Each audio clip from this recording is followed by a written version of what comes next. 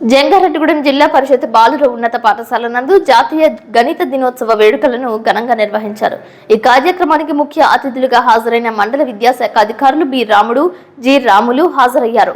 రామానుజన్ చిత్రపటానికి పూలమాలలు వేసి ఘన నివాళులర్పించారు. భారతదేశానికి చెందిన గణిత శాస్త్రవేత్త శ్రీనివాస రామానుజన్ అయ్యంగార్ అతి తక్కువ వయసు నుండి గణితం పట్ల మక్కువ చూపిస్తూ 3900కు పైగా సిద్ధాంతాలను ఆవిష్కరించారని అన్నారు. ప్రపంచంలోనే అతి గొప్ప గణిత శాస్త్రవేత్తగా ప్రఖ్యాతి పొందారని, వారి సంస్మరణార్థం వారి పుట్టినరోజు అయిన డిసెంబర్ 22వ తేదీని దేశవ్యాప్తంగా జాతీయ గణిత దినోత్సవంగా నిర్వహించుకుంటున్నామని అన్నారు. పాఠశాల విద్యార్థులు 39 గణిత నమూనాలను ప్రదర్శించారు. ప్రధానోపాధ్యాయురాలు లోవకుమారి, ఫస్ట్ అసిస్టెంట్ ఎం విజయ్ ప్రకాష్, గణిత ఉపాధ్యాయులు విజయ్ ప్రకాష్, ఎంఏ నబీ, ఉషశ్రీ, జ్యోత్స్న, చిరంజీవి, నాగలక్ష్మి తదితరులు పాల్గొన్నారు. విద్యార్థులు ఏర్పాటు చేసిన స్టాళ్లను పరిశీలించి విద్యార్థులతో సంభాషించి వారి ప్రాజెక్టు వివరాలను తెలుసుకున్నారు. పిల్లలు వేసిన గణిత ముగ్గులు పాఠశాల ప్రాంగణాన్ని రంగరించాయి. యశ్వంత్, పవన్ సాయిరాం, ఎండి అలీ, ఎం యుగశ్రీ, సత్యలు ప్రథమ, ద్వితీయ, తృతీయ స్థానాలను కైవసం చేసుకున్నారు.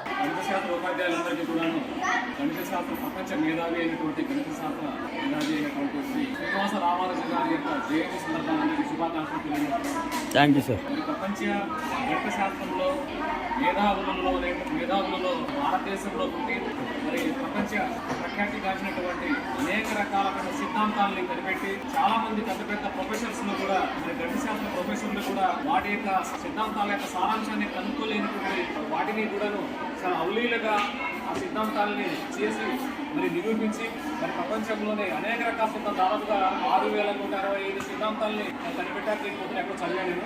దాదాపుగా ఇలాంటి గొప్ప మేధావిని మన భారతదేశంలో పుట్టడం మనందరం చాలా గర్వించదగ్గ విషయము.